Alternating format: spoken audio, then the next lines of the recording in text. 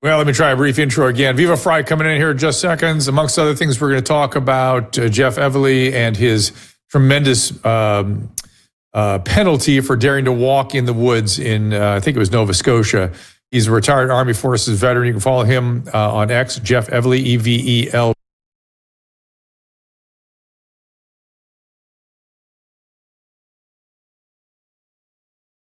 That is the Canadian system. And I'm sure David Freiheit, also known as Viva Frei on Rumble, Locals, YouTube, Viva and Barnes, vivabarnes.locals.com. We'll talk about it all. And then Stephanie Van Watson comes in to give us an update on brain health and C15. Be right back. Our laws as it pertains to substances are draconian and bizarre. The psychopaths start this way. He was an alcoholic because of social media and pornography, PTSD, love addiction, fentanyl and heroin. Ridiculous. I'm a doctor, for Christ's sake. Where the hell do you think I learned that? I'm just saying, you go to treatment before you kill people. I am a clinician. I observe things about these chemicals. Let's just deal with what's real. We used to get these calls on Loveline all the time. Educate adolescents and to prevent and to treat. If you have trouble you can't stop and you want to help stop it, I can help. I got a lot to say. I got a lot more to say.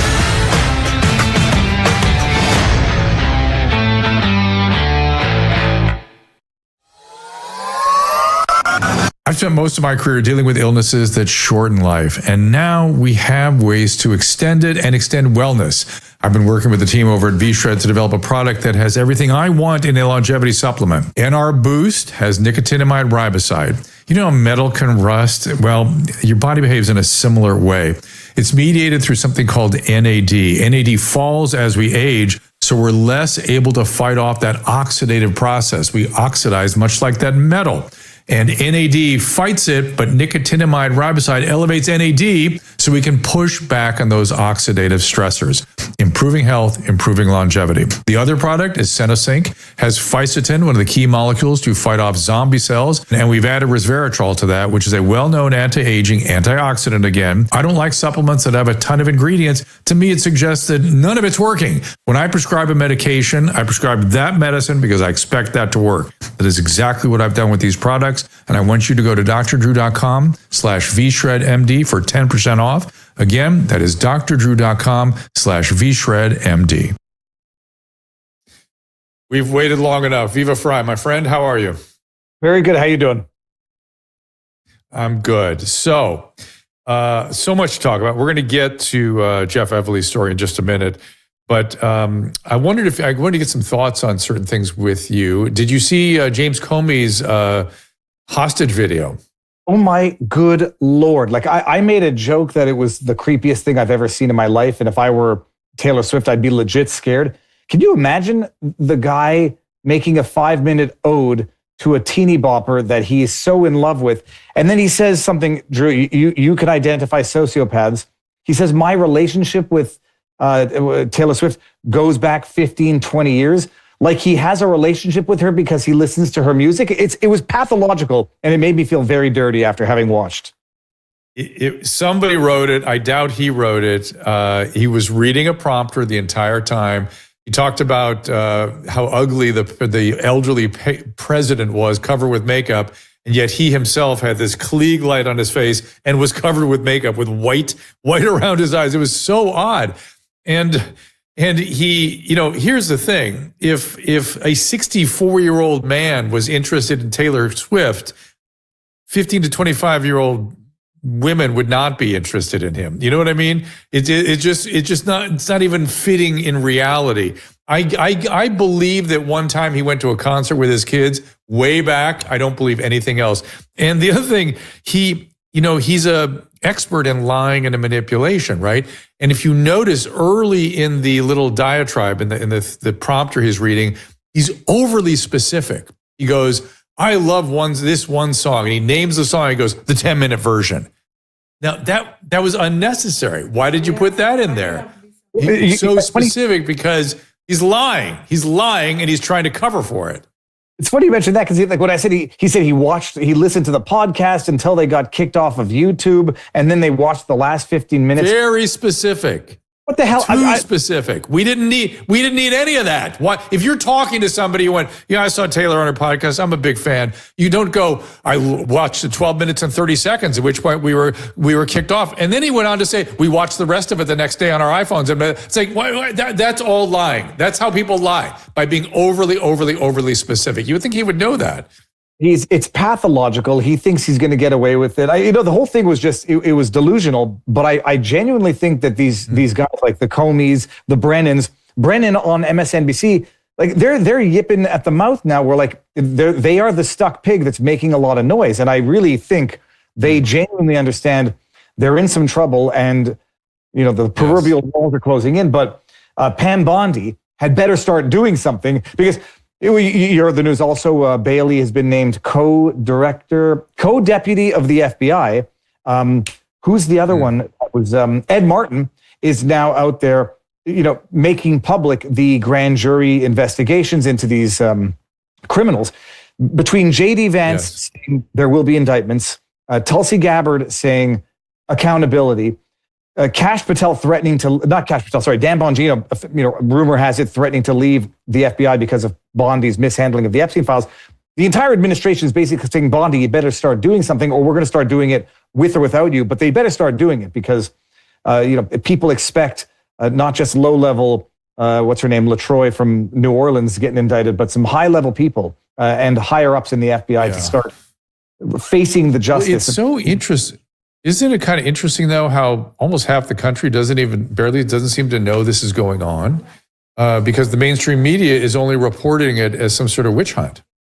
Well, I mean, it's par for the course. We are among a crowd of very vocal minorities who are paying attention to the news, but the amount of coverage that's been given on legacy media, Fox News, I say, is the best of the worst, and even they've been, pretty good about it, but not as good as they could be. That's why everybody needs to go to Twitter and follow some of these alternative media accounts. I'm over it. I appreciate that, but I'm not letting go of these stories. Yeah, I was talking to Adam Carolla about this, and he goes, Comey's on a campaign. There will be another video to follow. There will be some sort of defense. It's just the beginning of a campaign, quite clearly. And Adam goes, this is a really good point. He says, who on TV did the most dance, the happy guy, to build a case so you didn't question who they were. Bill Cosby at the beginning of the Cosby Show, dancing around. I'm such a cool guy. So you couldn't see who he was. Ellen, Rosie, these were the goofy, dancy, here I'm such a happy person, I'm a lovable person. And they turned out not to be quite that way, at least by reports. And certainly Cosby turned out not to be that way. And this is that again. Why do you need to build a case if you're an honest person?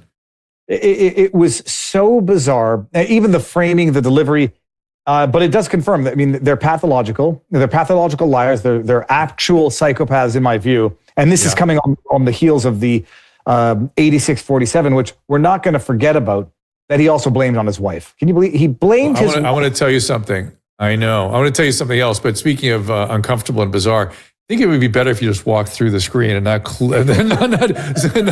you see Susan's back going past my shoulders here. She's trying to get through without being seen. I thought I was crouched down. But she's making it much more weird, much more uncomfortable by doing that. I was on Gutfeld with Katie McFarland, who was herself in the first Trump administration. And she told me something she said it on the show, something very interesting. It sort of helped me understand who this guy is. She said in the first meeting Trump had with Comey loomed over him, pulled him aside and said, hey, come on, I got to talk to you about something. And Katie, of course, immediately put her ear into tuned into what was going on. And he said, hey, we've got this, the Soviets are passing around this dossier, which has some reports of some really problematic behavior on your part. I don't want you to worry about that because I think I should stay the director of the FBI. That's blackmail. He's literally blackmailing him. If you don't want to see that thing go public, you'll keep me as the director of the FBI. And she said, he said that. He said that to the president of the United States, sitting president. And then when he left, Katie said, Trump went, what is up with that guy? He's so weird. What was he doing? Who do you think he was talking to? What was that? And he fired him. I mean, they're crazy. They're criminals. But Pam Bondi people had better start acting, even not without the approval of Pam Bondi. But I think she's gotten the indication from everyone. And if she doesn't start producing results, right now the FBI's produced concrete results. Tulsi Gabbard has produced concrete results. J.D. Vance is putting the soft pressure on Pam Bondi. And she'd better start doing things. And maybe even looking into the situation in Florida where, I've been following the fatal trucker accident story. And as much as I'm going to blame and put a lot of pressure on Gavin Newsom, it looks like it's a multi-state failure at all levels of government. And it might also involve the issuance of these CDLs in Florida a little bit willy-nilly that, everyone might want to look into the situation. But Pam Bondi had better start producing some results, because thus far she's getting the F while a lot of other people are getting the A pluses and the Bs. Well, it's weird that we have been sort of in a state of lawlessness of some sort, and now we have Trump bringing the National Guard into his federal territory that he's responsible for, and we have a lot of the mayors of the state of the particularly the cities that are so dysfunctional, like Karen Bass in Los Angeles, saying he's only going after black and brown people. That's what this is, a campaign against black and brown people. And I thought, oh, is that the game? If a black person or brown person commits a crime, you can't go after it? Is that, and if you do, you're selecting for them? What are we supposed to do? And believe me, those kids are not, we need to help rehabilitate people, not let them run wild, just like with the homeless people. We need to help them. We need to treat them. We need to set limits on them. No, but Drew, he's going after criminals. And if Karen Bass is suggesting that the only criminals are black and brown people, she's the racist and nobody else. It's either going after criminals, period. They're going after illegals, period. Statistically, illegals are going to be not Caucasian because the Biden administration was not opening the borders to Caucasians. It wasn't even opening the border to Cubans. So statistically, they will fit a demographic, but they're not being targeted for being part of that demographic. But lawlessness is the word. I mean, we have been governed by, and the government has been infiltrated by or taken over by criminals. Every one of them. Adam Schiff, criminality has now been brought to bear. Leticia James, and petty criminality. But, the petty criminals don't just commit petty crime, they also commit real crime. It's all been exposed for everybody to see, although a lot of us knew of this since 2016, 2017. But the next step has to be, above and beyond sternly worded letters and subpoenas from Congress, accountability, which requires indictments, prosecutions, and convictions. And so we're at that stage right now. A lot of people are still saying nothing's going to happen. It's par for the course, yada, yada. We're at the stage now where you got to keep on the pressure because it requires charges, trials, and convictions. So one of the things I hate is this idea that it's going to be an everlasting tit for tat situation. I just want people to be held accountable in the sense that they agree they did these things, they won't do them again. Maybe they're convicted. And what if Trump then pardoned them or something after a few weeks in prison? I would be very happy with that kind of thing. Would that not make you happy? Call me not a nice Canadian anymore. No, jail. I mean, also appreciate that the Russia collusion hoax, it wasn't just an abomination of the Constitution. It wasn't just a violation of everything that is holy, of the institutions that are supposed to be the cornerstones of a civilized Western society. It arguably, but not arguably, led to the Russian-Ukrainian conflict by having 4 years of demonizing of Russia so that it set the stage for Russia, big bad enemy number one, interfered with elections left, right, and center. And it laid the groundwork for what is now the conflict of the war, proxy war on Russia. So this Russiagate hoax, the criminality in the military industrial complex / uniparty / Democrat criminal scheme in America has led to concrete deaths on the international scale, and people should appreciate that.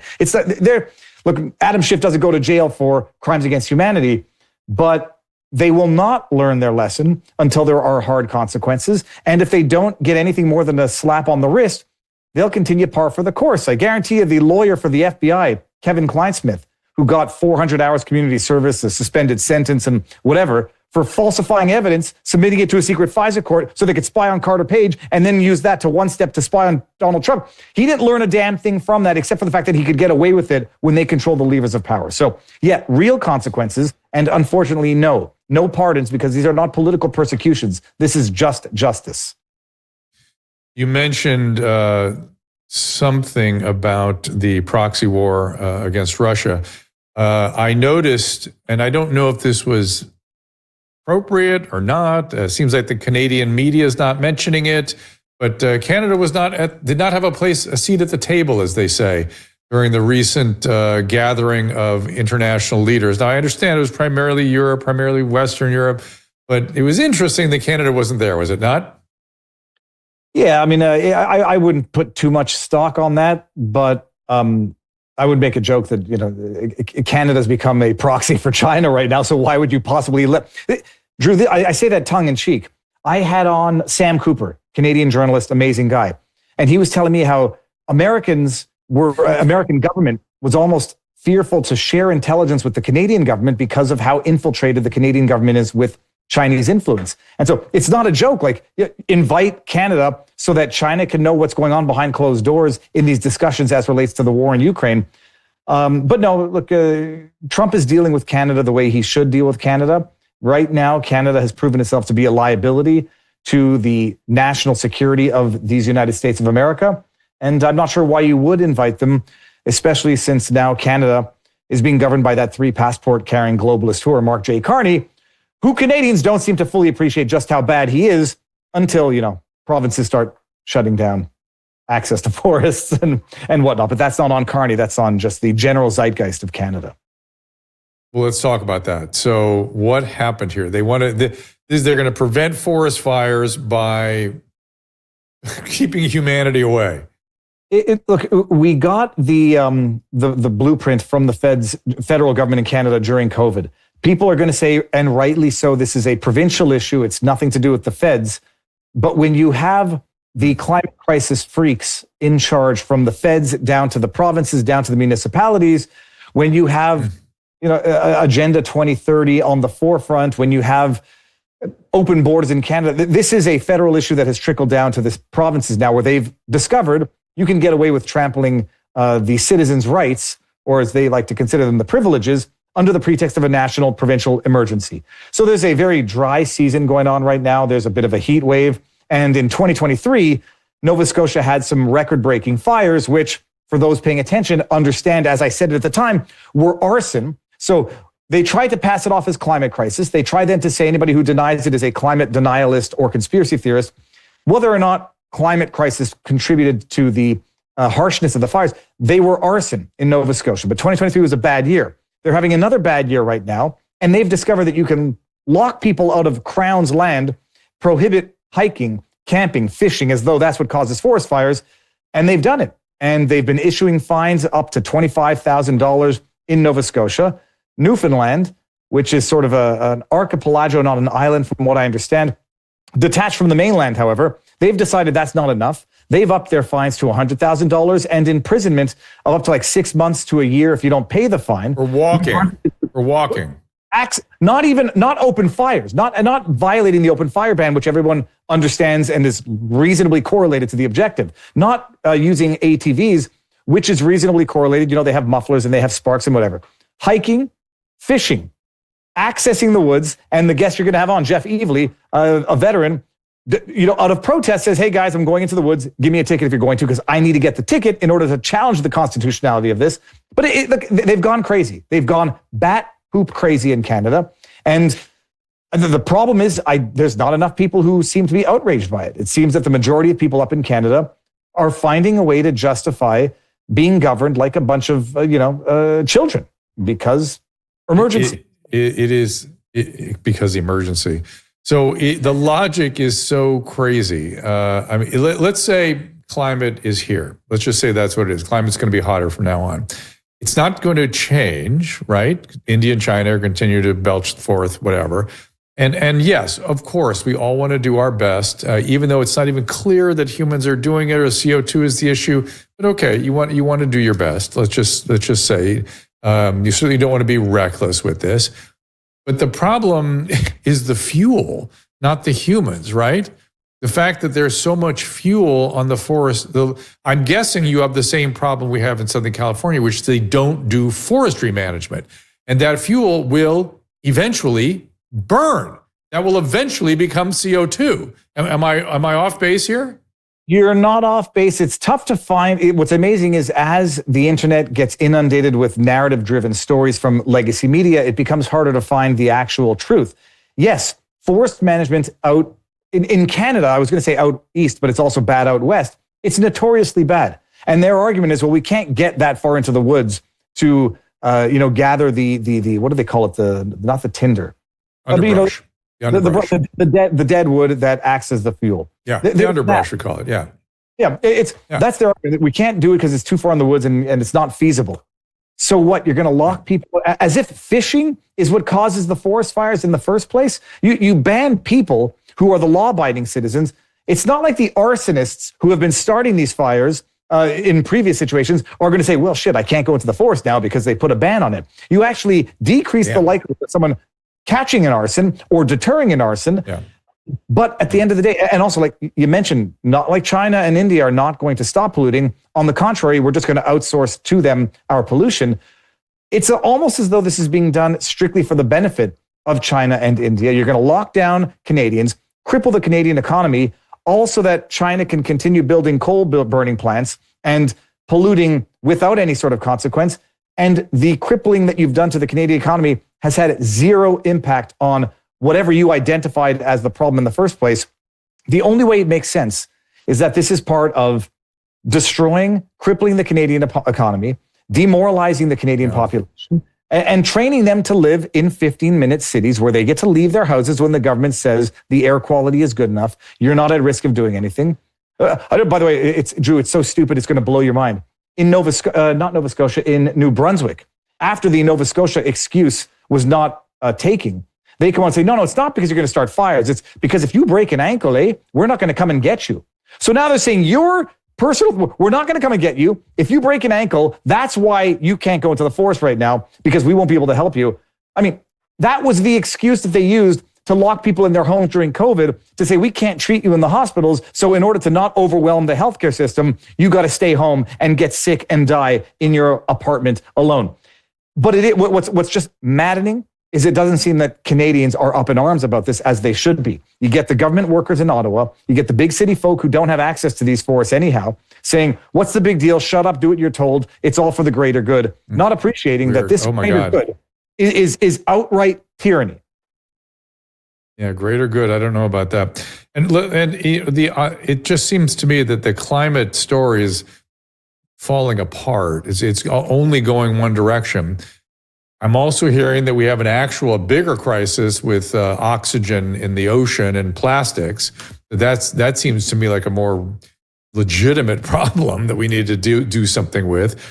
But the bigger problem is something you're pointing at. And there's a French psychologist named Dupont that I'm trying to get in here, who's been pointing this out. She calls it a perversion, a perverse government that is governing by fear.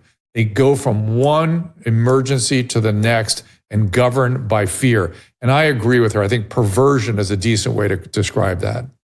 Perversion, it's tyranny, it's micromanaging. We are being governed by Karens. I mean, it's basically being governed by Karens. And they say, no, you might start a fire. You better stay out of the... I don't want to swear on your show. I don't know what the rules are, but they can't go to hell. Go ahead, go nuts. Have at it. Have at it, Viva. Out of the forest. It's who the hell do you think you are? We have in Canada, we've got a Charter of Rights. It's founded on the Bill of Rights. And you got that first little provision there in the preamble. It says this charter, God-given rights, except as can be infringed upon in a free and democratic society. And that has been twisted. An entire system that is working in cahoots with itself to say, yeah, if we say you can't go into the forest, it's for, it's tolerable limits within a free and democratic society. You've got corrupt judiciary who's working to ratify the legislation of the corrupt politicians, and corrupt police officers who their livelihood depends on their salaries from the government, so they can't defy it. And you got the holy trifecta of tyranny. And then you got the media subsidized by the government. They don't want to lose their paychecks either. So it's a massive grand slam of corruption that is stripping Canadians of their rights, stripping Europeans of their rights because it's similar in Europe. And nobody seems to understand America is the beacon for a reason. It's the last stronghold of freedom in the world. And people seem to think that somehow America is the rabid animal in all of this. America is what is preventing the rest of the world from going the way of Europe, where you get locked up for a social media post. Canada's right there. Yeah, you need to get your friends in Quebec, the descendants of the French, to resurrect 1789, which they are so frequently on their tips of their tongues, and really re-examine the rights of man that they seem to be violating so readily. And we certainly did it in this country during COVID. One of the greatest conversations I had during COVID was Corolla was on the phone with me, and he was on a horse trail. You know, when everything was locked down, you're not supposed to go outside. Horse trail, outside, nobody around. It was knocked off with police tape. He just walked around it, and one of the city officials came tearing up in his car. What are you doing? He goes, I'm walking on the trail. There's nobody here. The guy's like, you can't go there. He goes, hey, why didn't you set up the tank traps like they had on Omaha Beach? Maybe then I'd respond to it. I thought, oh, this is so good. And he just kept walking. You were on the phone with him. Yeah, I was on the phone with him. Anybody saying set up the tank traps? No, anybody invoking the quote greater good. I mean, they don't understand that they are one step away and not that far away in Canada from literally saying, okay, well, we're going to kill you and harvest your organs because it'll be good for 10 people. And that is literally for the greater good. When you've stopped respecting individual fundamental rights, there is no bigger, greater good. And I joke, people think it's hyperbolic about the harvesting of the organs. New Brunswick recently passed a law called the Avery's Law, which is a presumption you cannot opt out of organ donation, which sounds great, right? There's a lot of people who need organs. Well, they can declare you dead before you're actually dead. If a coroner comes in and says you're about to die, but you're not yet dead, we're going to harvest your organs. We are at that point where people think the greater good is violating fundamental individual rights. But it's Ayn Rand's principle. You cannot respect minority rights unless you respect the rights of the greatest minority, the individual. Ooh, quoting Ayn Rand. I've not heard you do that, but I'm a fan. Okay, and it's funny that she's been resurrected recently. I see her a lot of places on a lot of different posts and things. I read her words have relevance. And we should also all read George Orwell too, by the way. We should read Animal Farm. I have a little side note. Okay. You remember Kristen with the cats? Yep. One of our biggest fans. Yep. She said that I don't know how to say this, Saskatchewan is on fire due to thunder and lightning. So, of course, God's not listening. No. God is not listening to the Canadian government. All right, Viva Frei, everybody. The Viva Frei on X. We're going to take a break. We're going to bring Jeff in here to talk about his battle with the Canadian government and his recent outrageous fine for walking out of doors. Be right back. I'm excited to bring you a new product, a new supplement, Fatty. I take it. I make Susan take it. My whole family takes it.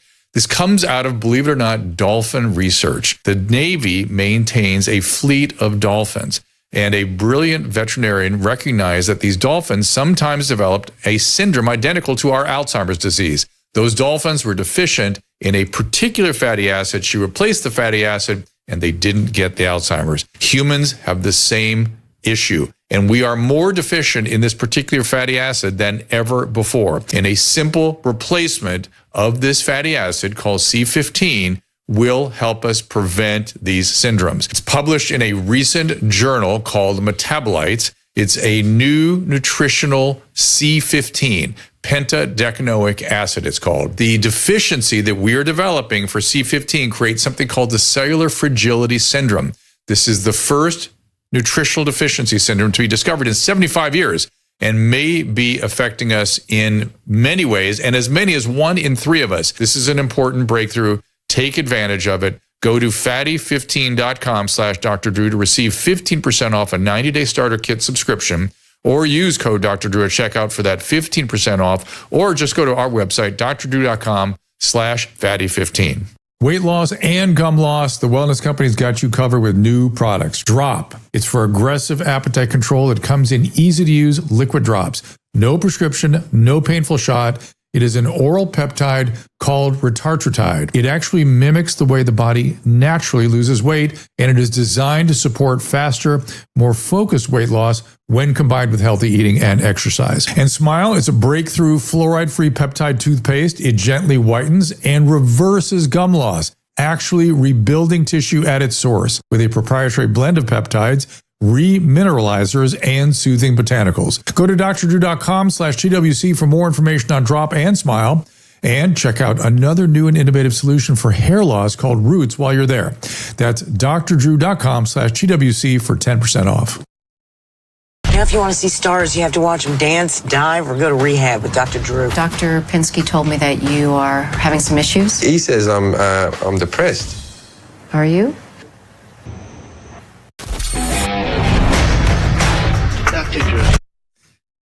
Well, if you got kids or grandkids heading back to school, you're probably concerned that they're eating snacks that are not only bad for them, but how about you switch to something healthy and delicious? My advice, send them off with a bunch of Paleo Valley protein sticks. They're fantastic snacks packed with nutrients. They're like eating a high-protein meal, sourced from grass-fed and finished beef, pasture-raised poultry, and pork. Most importantly, they are delicious. Come in a variety of flavors and tastes, including beef, chicken, pork, and my favorite is venison. If you can avoid the processed meals served up in the schools, you are doing something good. It's a good idea. And of course, we love working with these guys. They source everything so carefully. You will, trust me, their bone broth, everything they do is just. Get yours today at drdrew.com/PaleoValley for 15% off your first order, or subscribe to get 20% off that you don't round out. That is at drdrew.com/PaleoValley.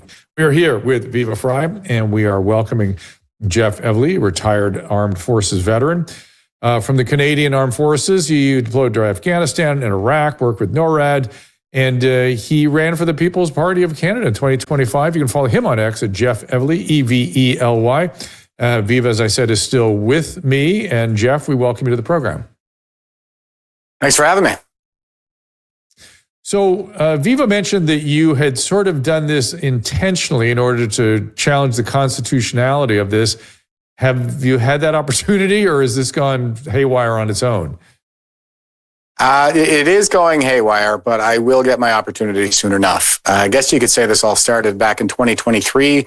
We had a bad wildfire season, arson attack season, as Viva just mentioned. And at that time, they locked down the entire province, even though there were no active wildfires where I live on Cape Breton Island. So I thought it was overbroad and overreach at that time. And I submitted a judicial review to have the measures examined in light of our constitutional rights and freedoms. And at that time, I was told by the courts that because I had no financial interest at stake, that I wouldn't have standing. So they wouldn't hear the arguments on its merits because there was no money involved. So they actually told me that had I gotten fined, then I would have gotten standing.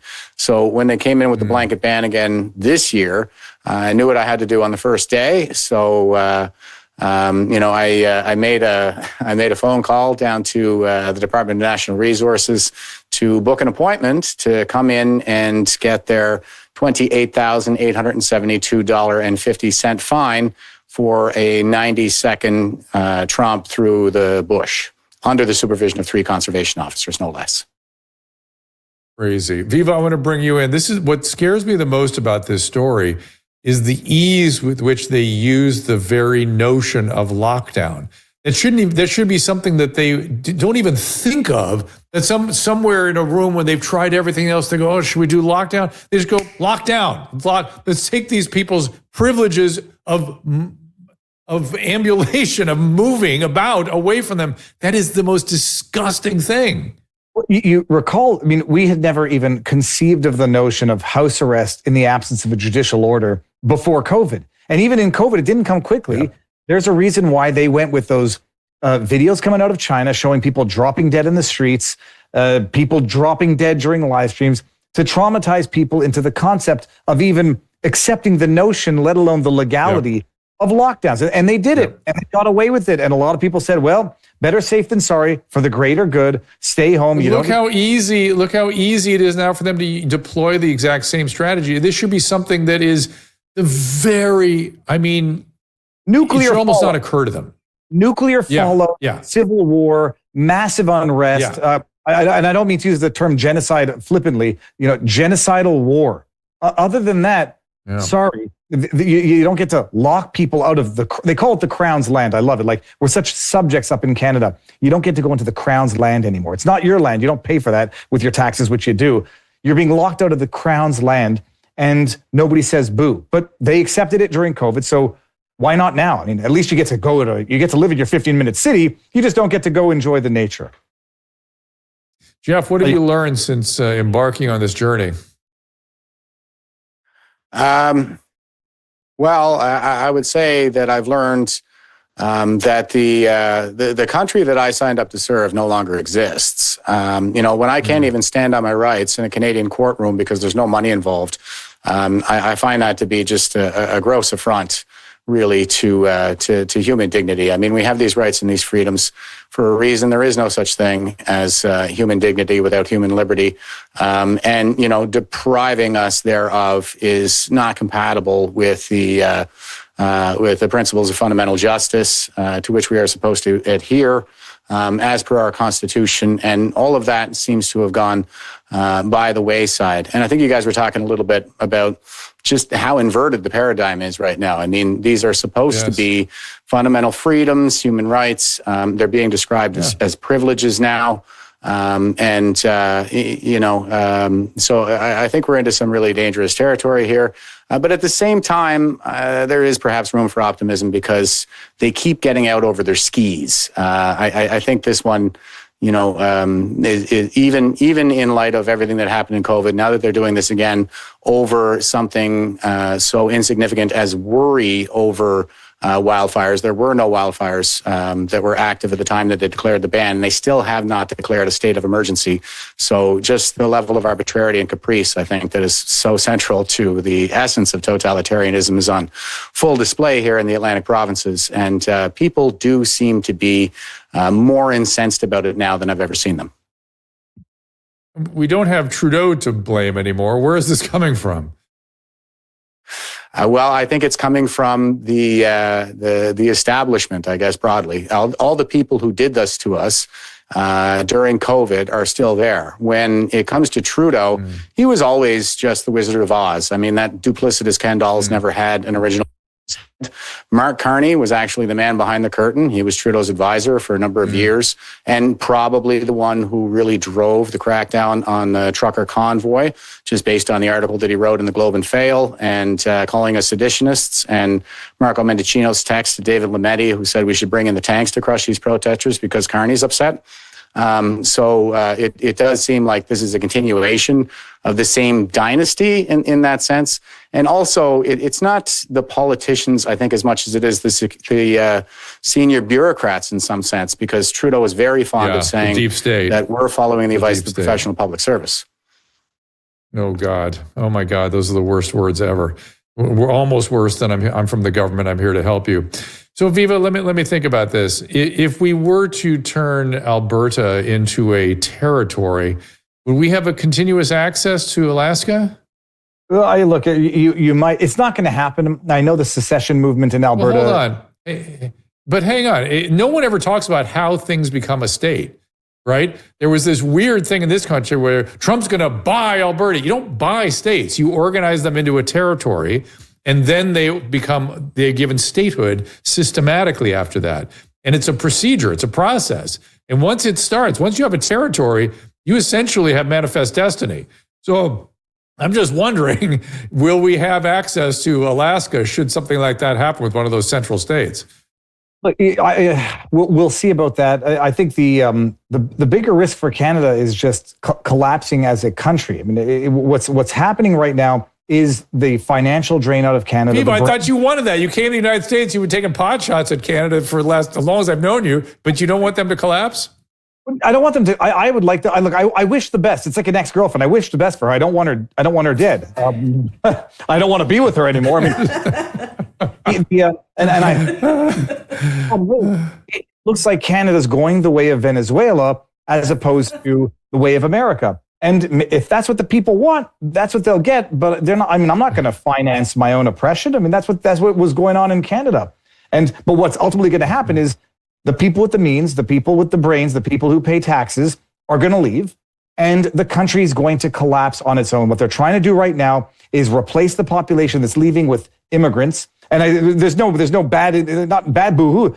They've understood that you can't replace them with low-skilled immigrants, and now they've made that decision. Well, we got to stop doing that. Except, we need unskilled labor to exploit. and then the healthcare system can't handle it. And then we need to bring in more people to work in the healthcare system at cheaper salary. It's basically a black hole right now, a vortex of collapse. And I tried to wake everybody up, but Jeff and I both ran for the People's Party of Canada.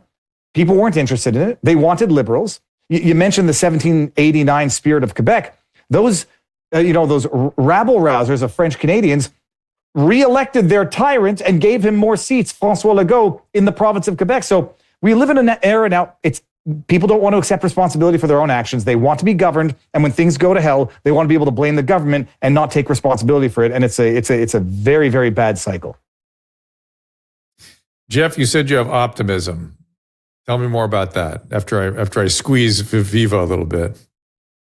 Well, I do think that things will probably have to get a little worse before they get better. And the next year is probably going to get really rough. There's a perfect storm brewing, and it doesn't seem to be the case that Mark Carney has any interest in bringing the cost of housing down, especially since his company, Brookfield, will make millions off of bringing in the modular housing that they're planning on providing to young people. But people are already selling their houses because a lot of people moved during COVID and their mortgages are coming up for renewal right now. They jacked interest rates in the interim.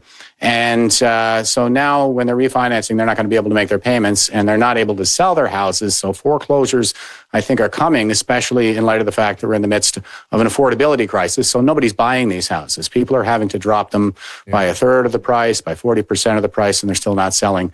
And so all of these economic factors, I think, confluence together to produce like a perfect storm. And we're headed for a pretty severe economic collapse over the course of next year. Oh, that's going to be. I hate to hear that too. I mean, as much grief as I like giving Canada and Viva, but Viva, you mentioned the exodus from Canada. We have a case in point that there's an experiment built on that hypothetical construct that Canadians seem to be testing out. That's already fully executed. We call it California, and it's not working so well. It's not something that can be sustained. Well, I mean, unfortunately, as bad as you think California is, Drew, Canada's basically 10 times worse. At least say 3 times worse. The same population, 3 times as much euthanasia, medical assistance in dying, mercy killings. Canada is not the canary in the coal mine, but Canada is what the future of America could look like when people don't appreciate that they have God-given rights, that, they have the Constitution of America didn't set out the rights of the people, it set out the limitations of the government. And it's the exact opposite in Canada. And, people will feel those consequences when they are micromanaged by a bunch of Karen tyrants who themselves don't follow their own rules.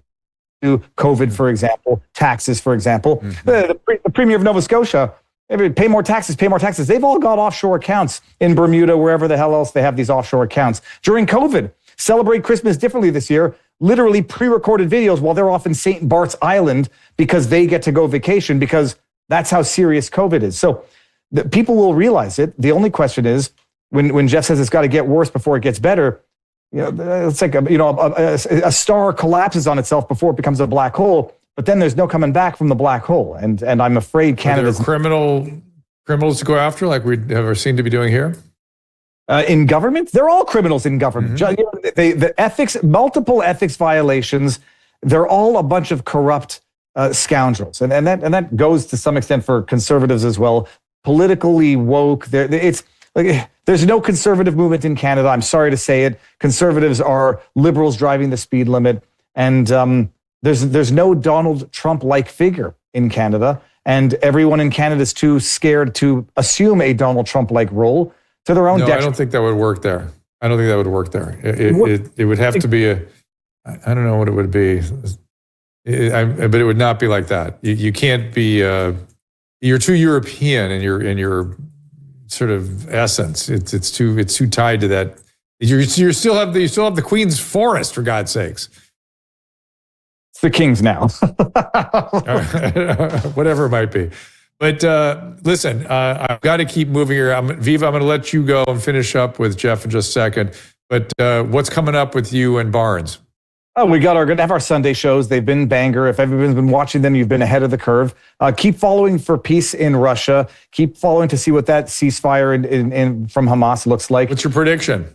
I do not place bets on ceasefires in the Middle East, but I do believe that there's going to be peace in Russia because I don't think Zelensky has a choice right now. And I think Trump has basically said behind closed doors, you're going to do it with me or you're going to do it without me, but you're going to agree to a peace, and it's going to involve giving up some of the eastern portions of Ukraine, but there will be peace in Russia.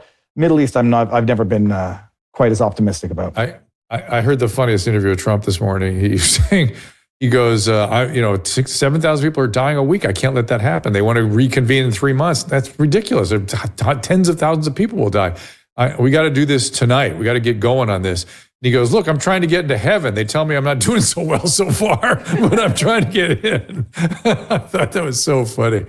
Oh, my goodness. He's the best president in my lifetime, one of the top 3 in the history of the United States of America. Not perfect. We'll push back, on the Epstein type stuff, but he's the president the world needs right now, not just the president America needs, sorry. All right, Viva, we'll talk soon. Good to see you, my friend. Very much the same. Have a good one. The Viva Frei on X. And now, Jeff, so what lies ahead for you? How is this going to play out? Well, we have until the 12th of September to submit our notice of intent to contest the $28,872.50 fine that I received. And we will be doing that. And also, we're submitting a judicial review on charter grounds, as in the Charter of Rights and Freedoms in Canada, part of our Constitution. So we're going to have the proclamation that banned us from the woods reviewed in light of the Charter to determine whether or not it is compliant with the supreme law of the land.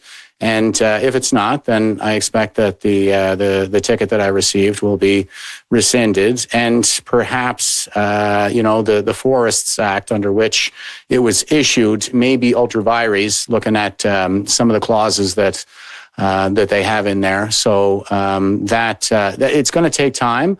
We don't have a court date yet for a hearing, but these are the next steps. It is also the case that, first of all, the Justice Center for Constitutional Freedoms is providing me with my legal assistance. So if anybody wants to help me win back our freedoms, then you can donate to them. Like I've been saying to everybody, I'm not collecting any money for this at all. I want to keep it nice and squeaky clean. And also, the Canadian Constitutional Foundation is also they've also crafted a judicial review in the public interest. So we have my private interest standing. Obviously, that's going to go through because they fined me, and then we have the public interest standing that another constitutional foundation is submitting as well. So.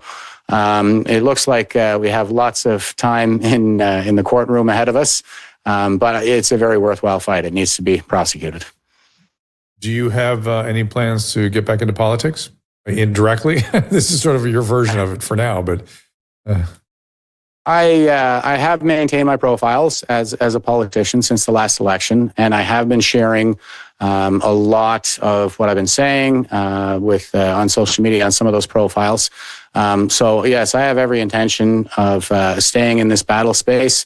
It's really just kind of a question of kind of the shifting of the key battle space. It was in the politics during the election, obviously, and now I think it's shifted back to the courtroom, and a lot of it is in the culture. So I'll be quite busy in those other two fields. But eventually, I think the key battle space is going to come back to the politics, and wherever the battle space is, that's where you'll find me. Well, as they say, your country needs you. So I hope you succeed, and I hope you'll give us updates as you move along. Will do. Thanks very much. Jeff Evely. Jeff can be followed, as I said, on X, Jeff, Evely, peoplespartyofcanada.ca, and, I don't know what this is, nseppc.ca. And Viva, of course, is vivafrei.com and the Viva Frei, and vivabarnes.locals.com. We are going to switch gears and talk a little science now with Dr. Stephanie Van Watson. You can follow on X at, that doesn't look right. Oh, yeah, Meet Fatty15, MEET, Fatty15. Fatty15.com. Fatty15 will not take you there. Doctor.com /Fatty15 for more as well. Dr. Van Watson, of course, is the researcher that was responsible for the Navy Dolphins that noticed some of the metabolic changes and medical conditions that were very much like humans. She also wrote The Longevity Nutrient, which, so you want to read the really so accessible, so systematic, such a great review of longevity, science, good evidence. Please read that book, get that book. But let's bring in Steph Van Watson. Welcome. Great. Hi, Dr. Drew. Wonderful to see you. So I understand the company itself has some very good news, exciting news. We do. The Inc. 5000 list came out, and we are thrilled to announce that we are the 5th fastest growing consumer products company in America and the #1 fastest growing supplement company. So thrilled for the ranking, even more thrilled by the hundreds of thousands of people that are feeling the benefits. Congratulations. I meant to ask you something. Are you going to have different doses in the future? You kind of hinted at that one time. I never followed up with that. And people asked me that one. So I'll put you on the spot. That's a good question. You did put me on the spot. It's a good question, Dr. Jordan. In fact, specifically for healthcare providers, this fall we're coming out with an advanced formulation, extra strength for healthcare providers to provide to their patient. And this is excellent. Due to demand from physicians, which is great. Is that going to be mostly for non-alcoholic fatty liver disease? Is that the indication primarily? It's for metabolic, as an essential fatty acid, and we've talked about this. Before that about 1 in 3 people estimated are deficient in C15, developing this cellular fragility syndrome, and so which can have impacts, broad impacts, metabolic, heart, red blood cell, immune health, and so educating physicians and healthcare providers about how to spot that, how to test for it, and then how to use C15 supplementation to be able to get those C15 levels back where they should be. And I was telling you before the segment that I spent a lot of time thinking about oxidative mechanisms in biochemistry. And one of my strengths was not just biochemistry, but I could the application of the first and second laws of thermodynamics in the setting of these complex molecules. I was pretty good at kind of seeing how the energy flows and things would fold and where the electrons would go, where the protons would go, just based on my instinct about the laws of thermodynamics. And then you'd, of course, prove it mathematically. But as such, I just have this very deep instinct that oxidative phenomena, the oxidative oxygen-free radicals are sort of the core process in aging. And as you and I have discussed before, the membranes are one of the battlegrounds, and lipoperoxidase is one of the players. So talk to us about that a little bit. Yeah, I like how you were flexing your nerd muscles there. Yes, which for is sure. Great. Which is great. With lipid peroxidation, you're absolutely right, Dr. Drew, that lipid peroxidation, which is when oxygen, right, which is the what we need in order to live, ends up being the molecule that takes us down in the end. So over time, oxygen attacks fragile fatty acids in our body, specifically those ones in our cell membrane. And when they do, when oxygen attacks that, these double bonds of these fragile lipids inside our cell membranes, that results in what's called lipid peroxidation, exactly what you're talking about. And when that happens, that's what we're known, a lot of people know that as rancidity. And so this is when fats go bad, and that then triggers a chronic inflammatory state, reactive oxygen species, even a whole new form of cell death called ferroptosis. So it's a core to why and how we age. And of course, one of the lipid-rich organs in the body is the brain. And by the way, I like the frame of becoming rancid. People understand the sort of biological things that they see in nature. So that's a great little sort of, I don't know, I'm going to try to play with that a little bit to help people understand this process. So, but the brain is full of lipids, and obviously both the risk of the oxygen species and the benefits of C15 can be applied there.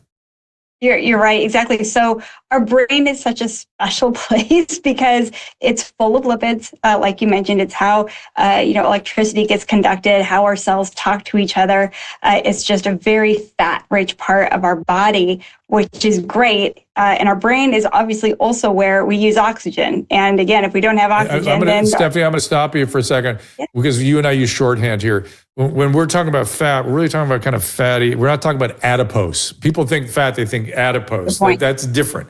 This is related, but it's different. So keep going. That's right. It's a great point. So with fatty acids, I'm just going to use the term fatty acids, that there are lots of fatty acids in our brain. And if they're fragile fatty acids, then they combine with the oxygen, right, that is in our brain. And we need both. We need these fatty acids and we need oxygen. But as we get older, our cells become more and more fragile. They become more susceptible to attack by oxygen. So what happens is over time, you get this lipid peroxidation, especially in the brain. You get chronic inflammation, leaky blood-brain barriers. Our mitochondria stop working. It kind of becomes, our brains become a concentrated place where lipid peroxidation and age-driving lipid peroxidation is happening.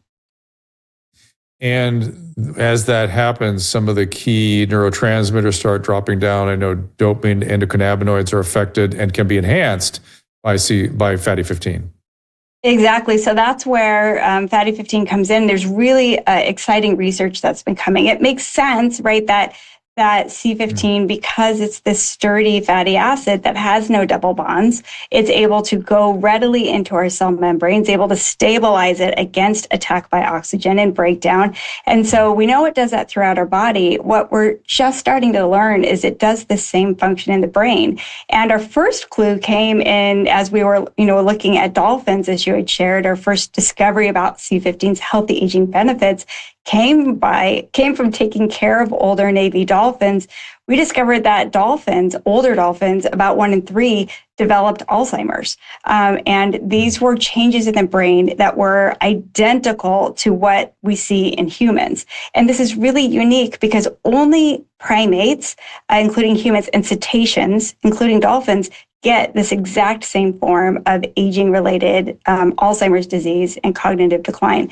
So we published in the journal Metabolites last year, or just this last year, that C15 effectively decreases two enzymes. One's called MAO-B and the other's called FAAH. But the take-home message is, just like you said, C15 helps by doing so, helps to increase and preserve healthy levels of dopamine, right? Dopamine helps with our memory, it helps with our mood, and it also helps with sustaining higher levels of endocannabinoids that helps with sleep and happiness and less joint pain. So C15 is a core role. Knowing our C15 levels decline as we age, getting this back into our brain and into our bodies is literally helping to reverse aging at the cellular level. Yeah, MAO-B is one of the key neurotransmitter enzymes, I guess it is. Was it not? We have MAO inhibitors out there for mood. Yeah, so that's really, really interesting. Are the research actually recording benefits clinically?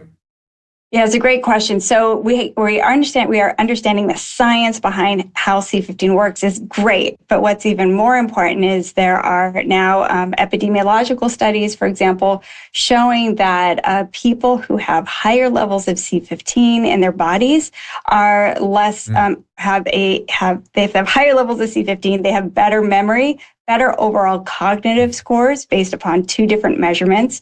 So that helps show that not only is this activity present in cell lines, but it translates to us, as in populations and people. We see that among over 5,000 people that have been surveyed, fatty 15 customers, 70% are reporting benefits within 16 weeks. And the most common benefits, I think you've talked about this with the family, right? Is a decreased joint pain and a better mood and better sleep. So we're understanding that there is a true effect. And then the last is there is a clinical trial that just came out in which they did a post hoc analysis. So it means they did a second look at a clinical trial involving C15 supplementation, and they showed that people who took C15 supplements, they had the greatest decrease in anxiety. It's something we don't talk a lot about with aging, but anxiety goes up as we age, in specifically because of these changes that we talked about in the brain. No, that's exactly right. The way it manifests clinically is as people get into their particular 9th, 8th, 9th, 10th decade of life, they feel overwhelmed. It's like they can't quite manage the sensory material that's coming in. Everything is overwhelming. And you'll see old people get very sort of rattled sometimes by changes or sudden noises and things because they have difficulty, and that triggers anxiety in them.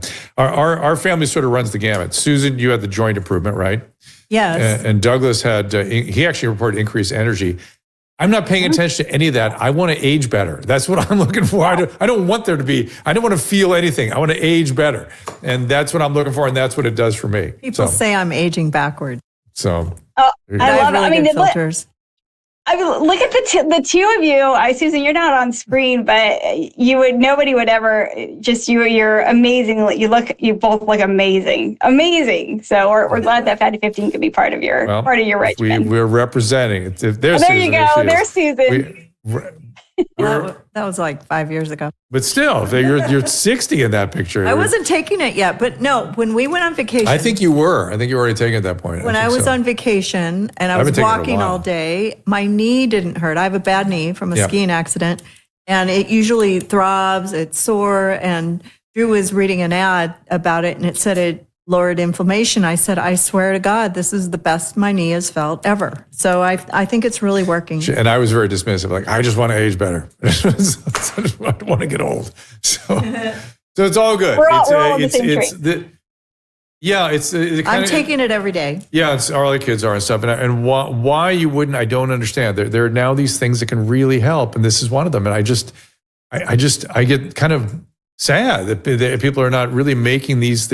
I guess they get confused. There's so much out there. What should I take? And to be fair, it kind of depends what you're looking for and what your age is and that sort of thing. But these longevity products like Fatty 15, I think people should start in their late 30s, early 40s, and just that's it. You're going to be on that the rest of your life, and that's how I look at it. So, Stephanie, we're going to wrap up. Is there anything else you and I should talk about? Yeah, I think this all speaks to the Inc. 5000 award. I think there are lots and lots of supplements out there. The fact that we came in, Eric and I, as a humble husband, wife, military family, coming in with a gift given to us by the Dolphins. Fatty 15, within 4 years grew 3,000%, and is now positively impacting lots of people's lives. It works. So thank you for being part of our movement. And I hope they stick. And I'm happy to be part of the movement, and I hope they stick with it. I don't want people to stop. That's the other thing. Just make this a part of your health routine. That's all. Period. End of story. All right, Stephanie, thank you so much. Do you ever want people to follow you, or just stay with the fatty links? Yes. Yeah. I'm old school. I'm on LinkedIn. If people want to follow me there, but otherwise, go to drdrew.com/fatty15 to go find you and Fatty. Great. Started today. Oh, what started today? Get started today. Oh yeah, get started now. All right, thanks, Steph. Okay, thank you. Bye. We need to help Drew's hearing with Fatty 15, though. I wish it helped. It's just a natural part. That's the one part. It's COVID that did that to me. Really, and also, that's the thing that really nailed me. You've been in radio for so long. You always have headphones on. Who knows? It's been too loud. No, I noticed it right after COVID that it started on this year, and then and COVID is well known to hit the cranial nerves, and then by the way, I want everyone to. Okay. I'm glad you brought that up. One quick.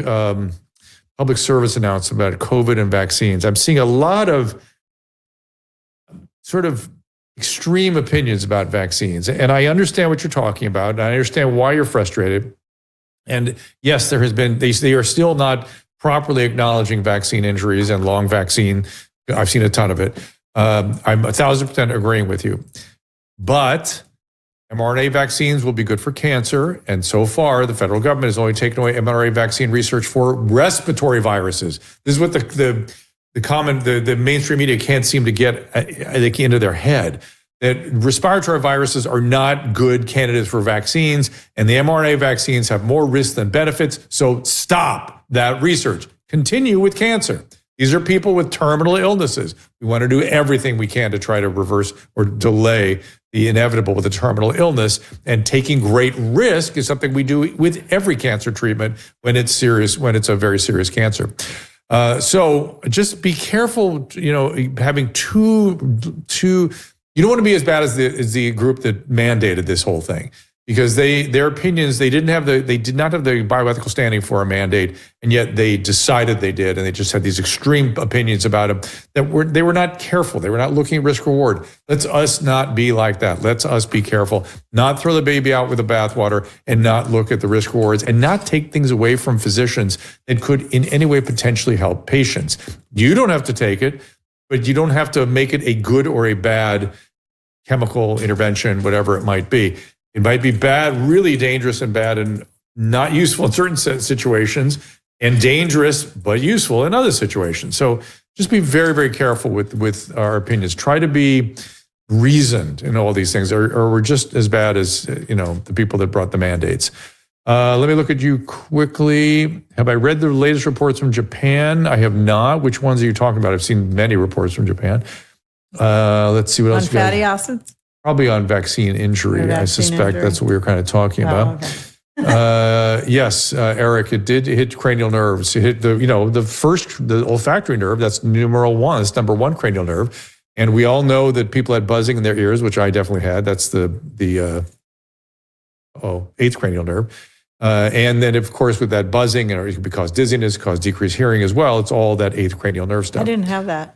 I know. I woke up middle of the night on day 2. I mean, I was already nuts, but do day 2 of my vaccine, of my COVID, alpha, delta, bad COVID. And it was one of the loudest sounds I've ever heard. It was like, I couldn't believe it. And then it kind of went down, and it's just sort of been a little ringing ever since. But the problem now is the hearing generally is down. Yeah. So. I'm sorry, honey. Emily says deaths, latest report from Japan. Deaths, Emily, from Japan? Oh, the latest report about death. Meaning somebody's going to have to be a little more specific. The reports from Japan about deaths. I understand. But again, you're going to be a little more specific with me about what exactly. There weren't as many egg meats as and milk, thought, no? Or there were more than they thought. I don't know. But I am worried. I am not heard. I am worried. Here's what I'm worried about. I am worried about the spike protein. Excess spike protein in any setting, whether it's from COVID, whether it's from vaccine. Even the fact that we are still using spike as the target for things like Novavax and the whole viral alternatives out there, Covaxin. It's, I guess Covaxin's the one where it's not using the spike protein, but you're still going to produce some spike protein. They're one thing to leave out of the vaccine. It would be spike protein. We are pretty clear that is the inciting problem here, is that particular protein. And that's the one they clearly were monkeying with to make it extra pathogenic and extra pathogenic. And extra infective. So I don't know. I don't know why we keep giving people things. If you're very, very old and you have extreme risk from COVID and you're worried about it, then maybe taking a vaccine makes sense, because it takes a while for these things to hurt you. And, that's a risk reward that sort of somebody could defend. But for a young person, no way. What is your take on the flu shot now? Who's asking that? Me. I am nowhere near as enthusiastic about the flu shot as I used to be. As I think about it, I've had several really bad reactions amongst my patients, even though I told myself I rarely saw them. I saw enough to be thinking about it now. And I'm not sure what we did. People still came in with viral illnesses. The flu was kind of rare in our community. The viral illnesses people got were up a respiratory infection. And there was some conversation in the medical literature for a while that the flu shot would reduce the risk of missed days at work from other viruses. So I was sort of bought into that literature. I think I may have been wrong. I think if you're older, the flu definitely adds significant risk, and you ought to talk to your doctor even about getting the higher dose flu shot.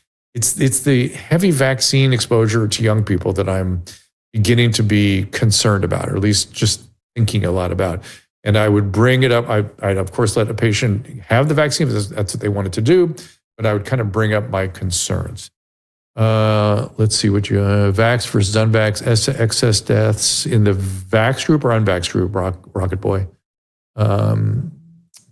Let's see. Symptoms of tinnitus, that's the ringing in the ears. Don't get the Legionnaire's disease. I don't plan to. Why are you going to give me Legionnaire's? You're just looking at us thinking we're old and we're going to get Legionnaire's? What is that? It's a pneumonia that old people get. You get it classically on cruise ships and things. But it's easy. It's quite treatable. So the impact regarding cancer occurrence related to vax status also being looked at. I know, I'm aware of that. But again, I think it's the spike protein that's the issue on that. And again, what is COVID? What is vax? What is both? It's going to be a while before we sort all that out. So patience, diligence, caution, careful thought. In the meantime, many other things to occupy us. Do we know who's coming up here, Caleb, next week? I guess Legionnaire's is in New York City. A little bit. Now? That's what she said. Oh, I see Steve Hilton is running for governor. Is that next week? No, it's the week after. Okay. No, that's next week. Next week, yes? yep. Next week, Steve Hilton and Art Kleinsmith. Praying she comes. Yeah, we're moving Roseanne around. Art's the best.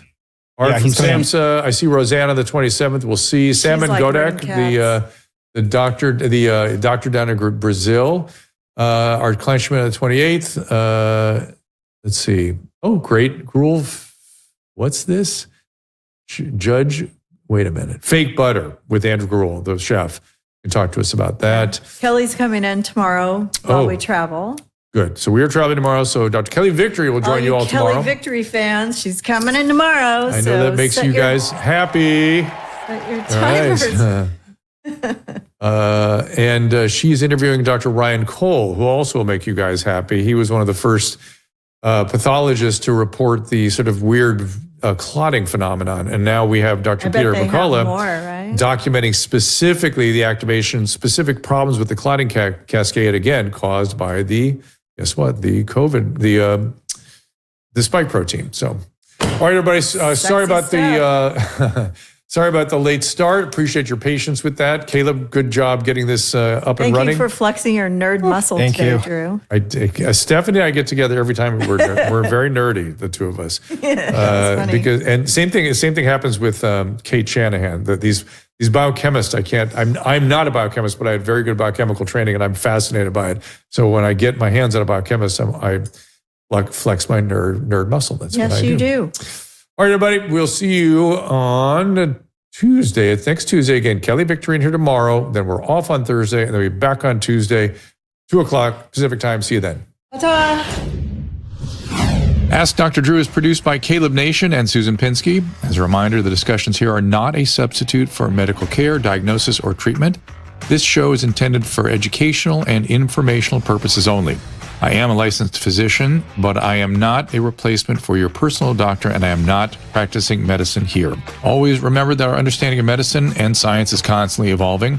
Though my opinion is based on the information that is available to me today, some of the contents of this show could be outdated in the future. Be sure to check with trusted resources in case any of the information has been updated since this was published. If you or someone you know is in immediate danger, don't call me, call 911. If you're feeling hopeless or suicidal, call the National Suicide Prevention Lifeline at 800-273-8255. You can find more of my recommended organizations and helpful resources at drdrew.com/help.